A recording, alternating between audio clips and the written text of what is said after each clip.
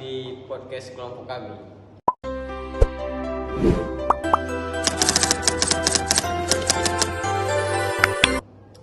Kami dari kelompok 7 ingin menjelaskan atau topik yang sangat penting dalam dunia kerja, yaitu ketiga, keselamatan kesehatan kerja. Podcast ini akan membahas mulai dari pengertian ketiga, bahaya ketiga di pertambangan, sampai penerapan ketiga yang baik di lapangan. Sebelum masuk ke pembahasan, kami akan membuka podcast ini dengan yel-yel kelompok kami. Ketiga aman, kerja selamat, tambang kuat, kelompok kami siap selamat. Oke, kami akan membahas pembahasan pertama. Baik, kita mulai pembahasan pertama. Saya akan bertanya kepada Bibil. Bibil, sebenarnya apa itu ketiga dan mengapa ketiga sangat penting di dunia pertambangan? Baik, terima kasih Rio. K3 itu adalah upaya untuk melindungi tenaga kerja dan risiko kecelakaan dan penyakit akibat kerja. Nah, di dunia pertambangan, K3 itu benar-benar penting karena lingkungan kerja memiliki tingkat berbahaya yang tinggi. Contoh penggunaan alat berat, kondisi medan yang ekstrim, dan paparan debu serta bahan berbahaya. Nah, tujuan K3 adalah memastikan pekerja bisa bekerja dengan aman, sehat, dan pulang ke rumah dalam keadaan selamat. Berarti kesimpulannya ketiga cuma aturan? Betul sekali. Tanpa ketiga, resiko kecelakaan kerja akan sangat tinggi dan bisa berdampak fatal. Oke, terima kasih Bibil. Selanjutnya pembahasan kedua, bahaya di pertambangan. Saya akan menanyakan kepada Ciko. Ciko, bahaya apa saja yang sering dihadapi oleh pekerja di area pertambangan? Bahaya di pertambangan sangat beragam. Seperti pertama, bahaya fisik seperti kebisikan, getaran, debu yang dapat mengganggu kesehatan yang diakibatkan oleh alat-alat berat yang ada di lapangan. Dan yang kedua, bahaya mekanik, yaitu dari alat berat seperti ekskavator dan truk yang dapat menyebabkan kecelakaan jika tidak dioperasikan dengan baik dan benar. Selain itu, ada juga bahaya kimia seperti gas beracun serta bahaya longsor dan ledakan di area tambang. Oke, kalau ketiga nggak diterapin, apa dampaknya? Dampaknya bisa sangat serius, bisa cedera ringan atau bahkan cacat permanen hingga kematian. Selain itu, perusahaan juga bisa mengalami kerugian yang besar. Pembahasan ketiga, implementasi K3 dan APD. Sekarang saya akan bertanya kepada Eli. Bagaimana penerapan K3 yang baik di dunia pertambangan? Oke, jadi penerapan K3 dilakukan dengan beberapa cara. Salah satunya itu ada penggunaan alat pelindung diri atau APD. Yang dimana APD yang wajib dilakukan, yang digunakan yaitu helm safety, rompi, keselamatan, sepatu safety, masker, dan sarung tangan. Selain APD, penerapan K3 juga dilakukan melalui SOP kerja, safety briefing sebelum bekerja, pelatihan rutin, serta pengawasan lapangan. Berarti penerapan ketiga harus dilakukan secara disiplin ya? Benar, K3 hanya akan efektif jika semua pekerja memiliki kesadaran dan disiplin dalam menerapkannya. Baik, kita akan membahas pembahasan keempat. Regulasi landasan hukum K3. Setelah membahas penerapan K3, sekarang saya ingin bertanya kepada Bibil lagi. Bibil, apakah K3 di pertambangan ini hanya sekedar anjuran atau aturan hukumnya? Ketiga bukan sekedar anjuran, tapi sudah diatur secara hukum. Di Indonesia, penerapan K3 diatur dalam Undang-Undang Nomor 1 Tahun 1970 tentang Keselamatan Kerja. Selain itu, di sektor pertambangan juga diatur dalam Peraturan Menteri ESDM yang mewajibkan setiap perusahaan tambang menerapkan Sistem Manajemen Keselamatan Pertambangan atau SMKP. Jika perusahaan tidak menerapkan K3 dengan baik, bisa dikenakan sanksi administrasi, penghentian operasi, bahkan pencabutan izin. Berarti K3 ini wajib apa pilihan? Betul, K3 adalah kewajiban hukum dan bentuk tanggung jawab perusahaan terhadap pekerja. Pembahasan yang kelima adalah budaya K3 di lingkungan pertambangan. Sekarang saya beralih ke Ciko. Ciko, selain aturan APD, apa yang paling penting agar K3 bisa berjalan efektif? Yang paling penting adalah budaya K3.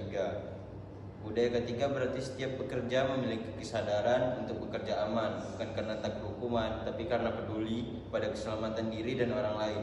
Contohnya seperti melapor jika ada kondisi tidak aman, saling mengingatkan antar pekerja, dan tidak memaksakan kerja saat kondisi bahaya. Jadi ketiga itu bukan hanya tanggung jawab ketiga aja ya.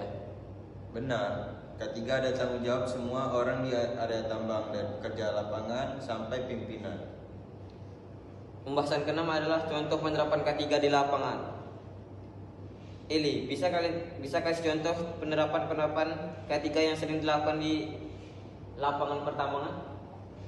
Contoh penerapan K3 di lapangan antara lain yaitu memeriksa alat berat sebelum digunakan, memasang rambu-rambu keselamatan, safety briefing setiap awal shift, penggunaan APD secara lengkap, penghentian kerja jika kondisi cuaca ekstrim atau berbahaya. Semua itu bertujuan untuk mencegah kecelakaan sebelum terjadi. Berarti kayak itu Bu, ketiga itu menekan pencegahan ya? Betul, prinsip utama K3 adalah mencegah lebih baik daripada mengobati. Pembahasan itu.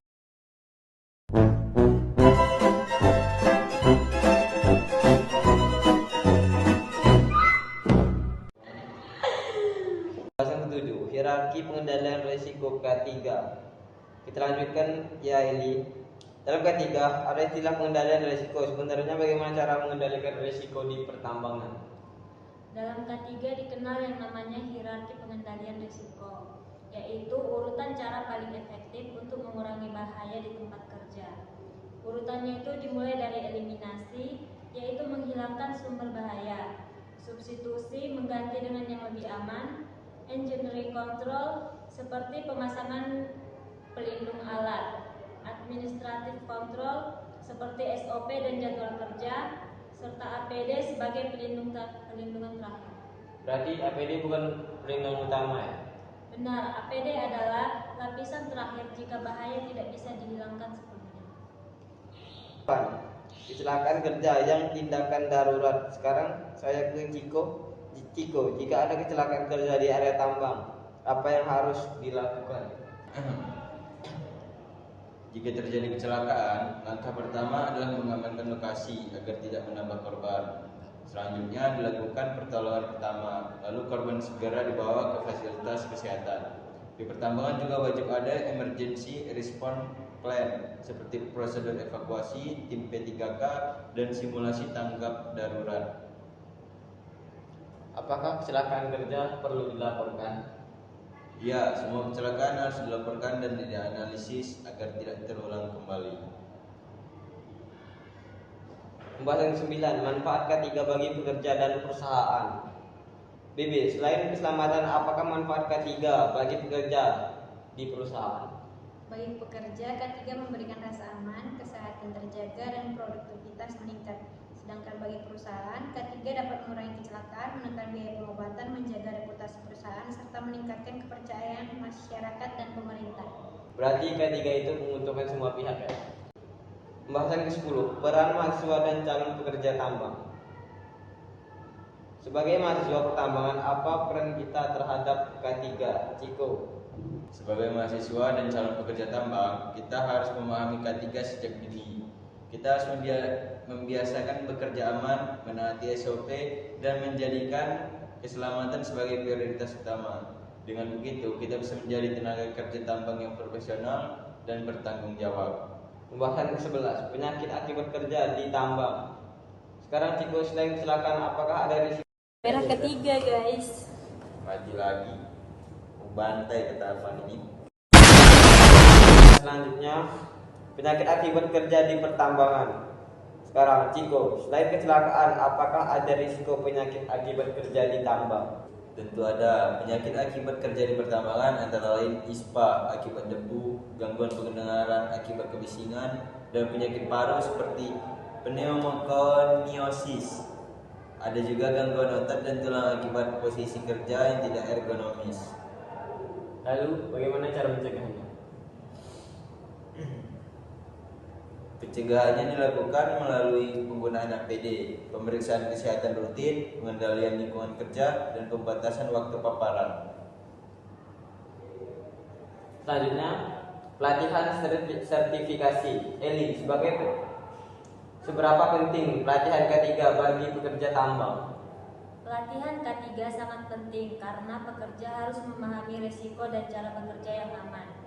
Di pertambangan, pekerja juga diwajibkan memiliki sertifikasi tertentu seperti POP, PON, dan POU sesuai dengan jabatan dan tanggung jawabnya.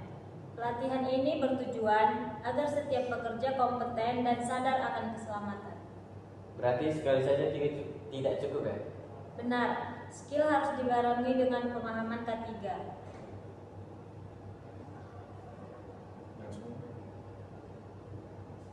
Sebagai penutup materi, tambahan apa pesan penting tentang K3, Tiko?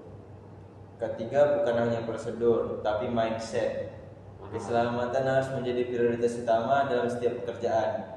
Target produksi tidak boleh mengalahkan keselamatan manusia. Baiklah, cukup segini podcast dari kami.